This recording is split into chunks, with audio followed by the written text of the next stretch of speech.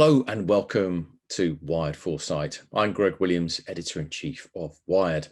Today's session is part of an ongoing series of conversations with leading figures and innovative thinkers in business, science, technology, academia and policy to really investigate the fast-paced changes the world is currently undergoing, to explore how the world will be shaped in the coming months and years, and most importantly, to understand how we can prepare for those changes. We intend that our live briefings are punchy, top-level discussions with a guest speaker on a key topic or theme.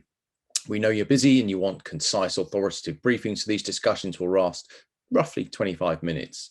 A couple of important points: you can submit your questions throughout the session by clicking the Q&A button at the bottom of your screen.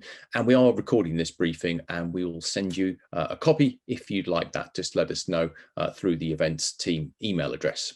Now onto the session. Lockdowns, travel bans and store closures brought on by COVID have forced some of the world's largest retailers to set up online marketplaces to survive. But not all e-commerce newcomers have the infrastructure in place to deliver a truly world-class customer experience, meaning that the playing field has been leveled and some small retail businesses finally have an advantage over bigger brands.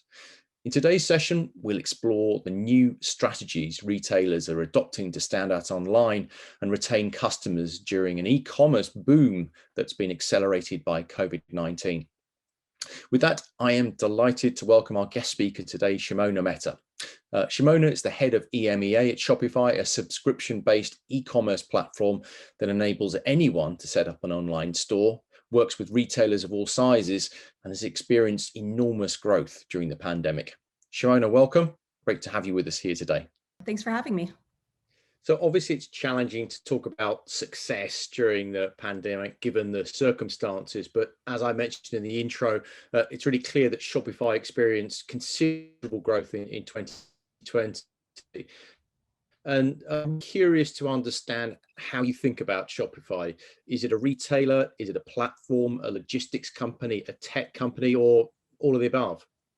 Yeah, two things really, Greg. Great question. The first is we're an entrepreneurship company, and entrepreneurship really runs through the DNA of everything we do.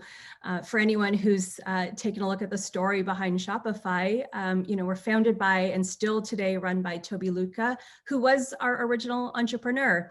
15 years ago in his mid-20s, he was simply trying to start a snowboard shop online with a friend of his and couldn't find any software that would help him to manage his business and find customers and manage his inventory. And so he took his programming skills and actually just decided to build his own. And so Shopify was born almost by accident, actually.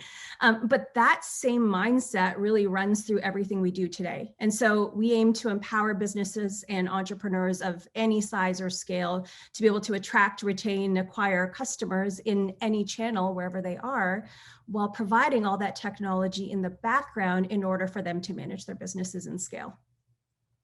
And clearly there's been a massive growth in entrepreneurship during the pandemic. Many people sort of maybe finding a marketplace that they hadn't really imagined before. Can you give us a sense of how you've seen that growth over the last year or so?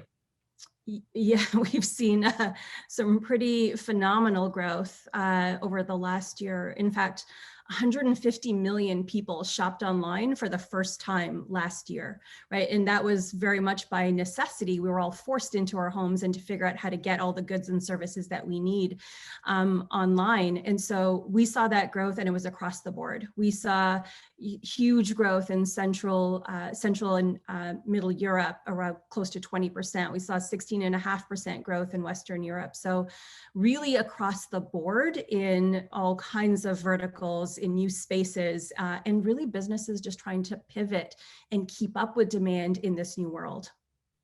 And what kind of trends are you seeing in terms of behaviors and also, just in terms of like general consumer trends that that you've witnessed in the last few months? Yeah. So first, two things, right? COVID was really just an accelerant of, I think, change that was already happening. And I would say COVID really just brought 2030 forward, and that need to digitally transform and to ensure that you're talking to your customers where they are, it just became more prevalent faster. And so I said, we saw an influx of people shopping online for the first time, and that increased competition as well, because the world became accessible to people, and businesses were able to access new customers everywhere. And so that saw kind of the rise of a couple of things, right? It's with all of these consumers with their choice, they've raised the floor of what will accept, what is table stakes. So convenience, simplicity, and immediacy become really important, right? When you've got people shopping online for the first time, you better make it easy for them to navigate and find you and to complete their purchases and learn about you. Convenience, people want to shop locally. So those with brick and mortar who were able to, quickly implement buy online, pick up curbside, were still able to offer folks the convenience of shopping locally, through a different method that, complies with safety. On the flip side, with all of the competition, we've also raised the ceiling as well as to what consumers are expecting. They want to be wowed. They want rich digital experiences that really help them to, to talk to and create relationships with and understand your brand. We do know that people want to shop more local. We've got physical retail that's transforming, and that needs to be more of an experience and a marketing channel versus a sales channel. And so it's that connectivity to brands, that continued digital wowing, and that desire to be able to shop locally that we're seeing that's really come from this. So it's kind of like a combination really of pretty much that kind of like whole spectrum of retail, right? So it's as you say, that the immediacy of delivering goods to consumers in a way that really does make them feel like it's a very seamless experience. But it's also almost that kind of like that UX part that one would normally go to physical retail for, right? That bit where you actually go along and you have that experience of whatever it is that you're hoping to purchase. So it's kind of thinking about retail in this whole in a way that's very kind of whole, as it were. Yeah, absolutely. Convenience, immediacy, creating these experiences. How are you educating your customer about your products? How are you building a relationship with them? How are you ensuring that they connect with you as a brand and what you stand for?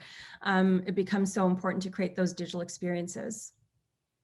So interested to also see clearly there's been a shift in consumer sort of appetites. Which categories are you seeing having the most dramatic growth at the moment?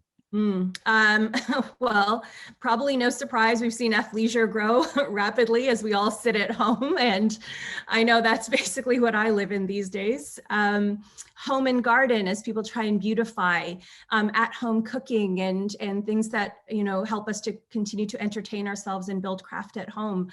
Home office as well. I actually, just moved into London a year ago, and I moved into this beautiful flat about a month before lockdown. And so I went through having to furnish my home all through lockdown online. Yeah. And when could we have imagined before that someone would, buy all of their furniture online? But in fact, since we're live, I will do this. If you look over there, you can see a blue sofa and a white chair. Those, I purchased both of them online through Shopify merchants.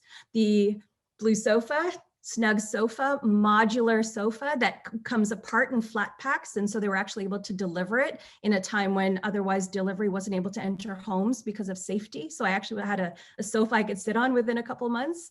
And that large chair is from Maker & Son. It's a higher end chair, and people obviously want to, touch and feel and sit in a chair before you buy it. They put a love seat into a van and created a rolling showroom and showed up at my curbside outside my flat where I could go and sit in it safely. I could look at swatches. I could bring them back up and take a look at them in my apartment. And then I could use Shopify POS to pay for it right on the spot in the van. Those are brands that are really innovating and thinking of ways to how do we still create and duplicate those experiences that customers need, but think of a creative way. Yeah, and I think you've touched on something that's really important there. Clearly, you would never have bought a sofa before online. You would have always gone to a showroom. You would have always kind of thought about going to a physical location. Which of these trends and behaviors, do you think that you may be, obviously you're not going to be buying a new sofa soon, but would you make a purchase like that in the future in the way that you've experienced under lockdown? So I guess the question is, which of these behaviors, these new behaviors is going to stick? And which are going to go back to the way they were, do you think? Yeah, so there's a few things I think that are really gonna stick. Particularly, we're getting into the habits of buying our essentials online. So I definitely see us continuing to do that. Why go out and buy Anything to cases do of, with a commodity, right? Just we'll right, always buy that online, right? right, Okay. those repetitiveness. We'll continue to see, I think, subscription models grow for essentials and things like that. Retail really needs to continue to move where customers are, and they need to adapt. So whether it's thinking about going online, whether it's engaging with customers in social, because we are now in control as the consumers, right? With the advent of this, we don't go shopping anymore. We are shopping at any given moment in Right. time during our days. So meeting those customers where they are, and creating really rich in-store experiences that, again, help you to continue to engage with the brand, learn about the brand. I know that there was all this conversation around high street is dead, or the death of high street. I really don't like that narrative, because it's not about that. We want a really rich, successful, vibrant high street. It's just that high street has to adapt to how consumers want to shop and interact with brands today. You can't just be big warehouses and holders of product. You've got to adapt to create experience and let people engage with your brand when they walk in. I definitely want to get you to drill down a little bit on that physical retail, physical retail questions later in the session. But for the time being, I'm really interested to get your thoughts on, like, clearly, I thought that what you said about people aren't going shopping, they are shopping. I think it was a really interesting way of looking at things. Are you seeing more and more brands trying to go direct to consumer and develop that relationship? Yeah, absolutely. You had brands that already knew that they had to start to do that. And so even if you weren't digitally native, we've seen brands really start to think about their digital transformation over the last few years. And then you saw those, of course, that needed to kind of scramble to survive through last year and do it really quickly. But either way, I think that brands large and small understand the importance of creating those direct relationships with their customers. But the flip side of that also is that important rich data that they get by owning that relationship with their customer. So great examples, a couple of them from last year. One is Heinz UK. There's a 100-year company that's never been online before. And they quickly got online within a few weeks and started shipping care packages. And that's a legacy, historic, iconic brand with those products that Brits love, right? The baked beans and ketchup, and packaging them and making sure they can still get them to customers. But what that also did is ensure that they're building that direct relationship with their customers, and they've got that data. Complete flip side, which is a pivot. Pizza Pilgrims actually is a great example. I don't know if you've been to them, Greg. I've absolutely visited them here in the UK. They had 10 locations, pizza restaurant. What a wonderful experience to enjoy that Napoli pizza. Of course, COVID hits, they're fully shut down, zero business.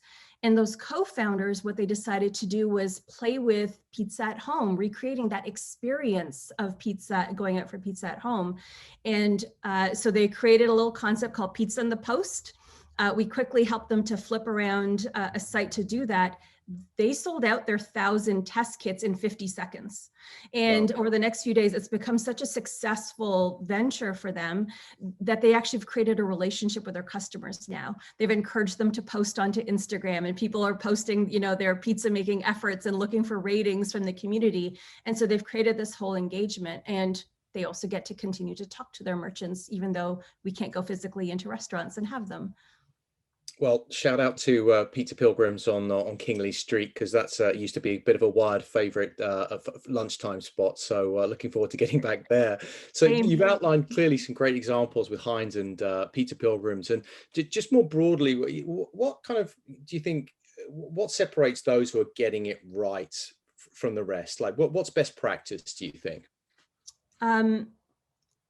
I think there's a couple of things, right? And I think we have to also separate where people are in their digital journey, right? So we've got those who are already digitally native, like a Gymshark or a Lounge Underwear, both UK homegrown brands who are doing phenomenally well.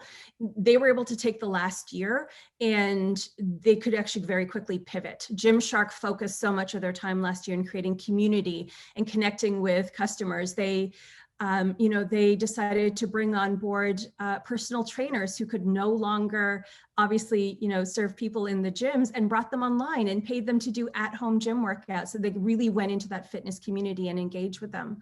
Lounge dug deeper into their influencer market.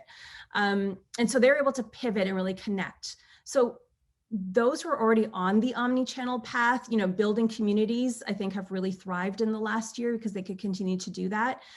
And then of course we've got, the more, kind of resistant side of retail, those legacies who potentially dropped the ball, didn't switch to community, they didn't think about loyalty programs.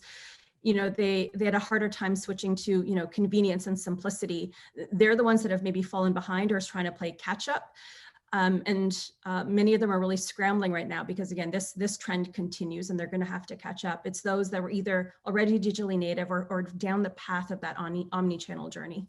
Yeah, you've mentioned social a couple of times now, Shimona, and I noticed that TikTok recently announced it's formed a partnership with Shopify that's going to allow merchants to sell products directly through the app.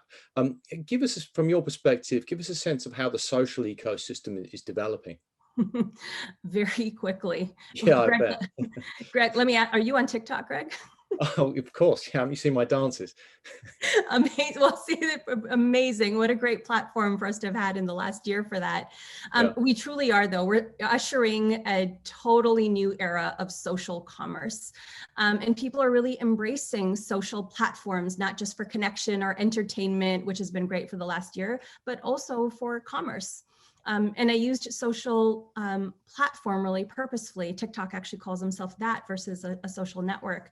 But like at this point, Facebook, Instagram, TikTok, they really make up our digital main street or digital high street at this point. And it's where people are, again, continue to go to connect with brands, and important for brands to form those connections with their customers every step of the way. And then that's where we come in, right? With all of the new channels that we can make available for brands. And then even looking at an announcement we made yesterday is Shop Pay for Facebook. We're offering that best in checkout on the internet natively to these social platforms. So again, create the relationships and then create frictionless buying experiences. Sure, and whether we're talking about TikTok or we're talking about Instagram, whatever platform we're talking about, there is so much content out there. Brands are really competing for eyeballs. How do you advise brands to cut through the noise? The first place to start, it can be really daunting, right? As you said, it's a really vast landscape. And so trying to just throw mud against the wall, hoping some of it sticks is not going to be a recipe to success and probably won't get you very far. So the first thing I would say is KYC, know your customer. And this again comes back to if you've been doing anything digitally and owning some of that customer journey, it's about mapping your customer or your aspirational customer's journey to you. How do they learn about you? How do they interact with you? Where are they going? So map it first and then target them specifically versus just trying to, spray and pray. The beauty of online and omni-channel, of course, and moving towards that direction is that you can identify and map your customers and you can get very specific and targeted. So that's the number one first place to start. Understand who your customer is and then map their journey and then target that. And thinking more broadly, you've mentioned, this omnichannel journey that most retailers are on now. Which applications generally of technology do you see as being crucial for growth for retail in the coming years? So it's going to depend really, right, on, again, who's your customer, what vertical are you in, what's the buying experience. But I definitely social commerce will continue to be incredibly important moving forward, right? And so it's just a matter though of knowing now your demographic and your customer and where they are socially interacting with your brand. But I'd say social for sure is a channel that you have to take a look at. Of course, your owned channels so that you can again bring them to them and control the experience, educate your customer as well. Presumably there's going to be applications of AI in supply chain management and maybe sort of robo AI used in customer service areas like that kind of thing as well. Oh, yeah, technology and the pace of growth and change and advancement in technology is amazing. That also can get super overwhelming, right? And so I'd say the first thing to know is technology needs to be used to enhance or add to Right. your customer's experience with you, and not just to use technology for technology's sake, like my dad would probably do, where he just needs to buy the coolest, newest thing just because it is the newest thing, but doesn't necessarily add value to his life.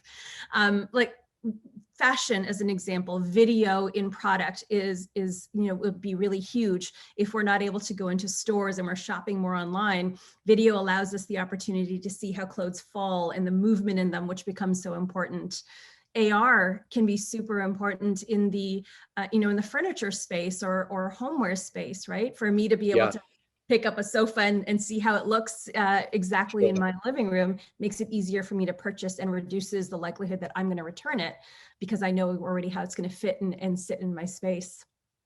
Well, and I realize we're getting close on time, but I've got a couple more questions if before for you, Shimona, before we go to questions from those people who are watching. Just a couple more things. Obviously, the elephant in the room, physical, bricks and mortar retail. I'd really love to get your thoughts on how those still in that business and bricks and mortar, how can they leverage their physical spaces to support their digital ambitions? Yeah, I think the first thing that you need to do is remember that the customer's in control and they really want to interact with your brand seamlessly across like channel agnostic, which includes offline and in brick and mortar. So, the first part and the goal of omnichannel should be to unite that online and offline experience in the back end so you can understand your customer and present them with the right experience in person. And there's a mindset shift here, right? We got to shift from brick and mortar being a sales channel to being a marketing channel, right? Right. It's not just a place where, again, you're warehousing your product.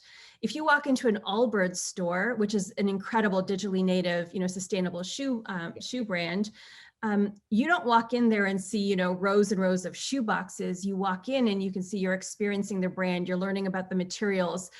You're sitting in something that looks and feels like Allbirds, and where they have space now to be able to talk to you about the product and help you with it. And then they'll go in the back and find the shoes for you.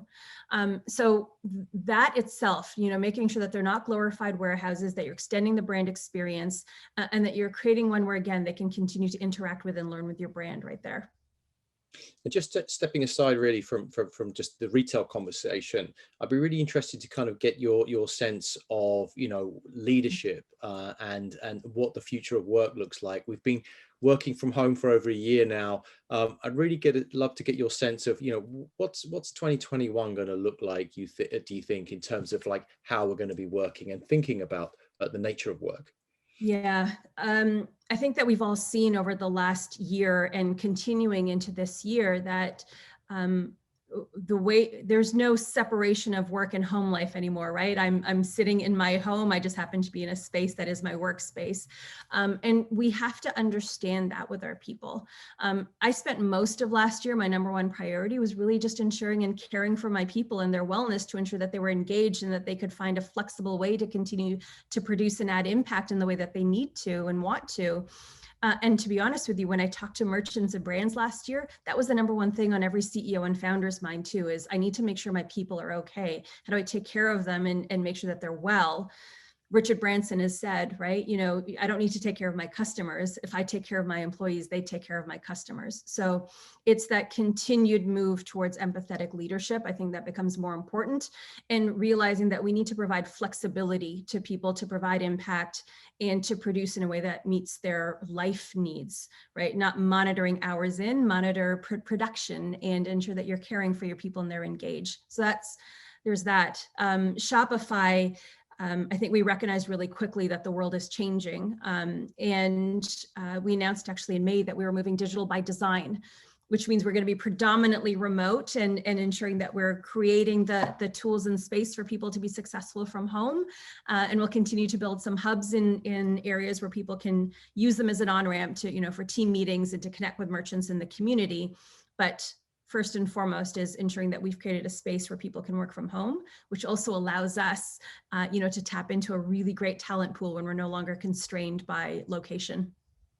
Absolutely right. And I think empathetic leadership is going to be something that's really, we're going to see much more prevalent in the coming months and years. So thank you, Shimona. I'm not sure if you can see the Q&A, that we had some great questions coming in from the audience. So just wondering if you could maybe pick sort of like 2 or 3 questions to take on, if you can see them in front of you, Shimona. Sure. I see one right here at the top. Do you expect online sales to decline when the pandemic is solved, from Max?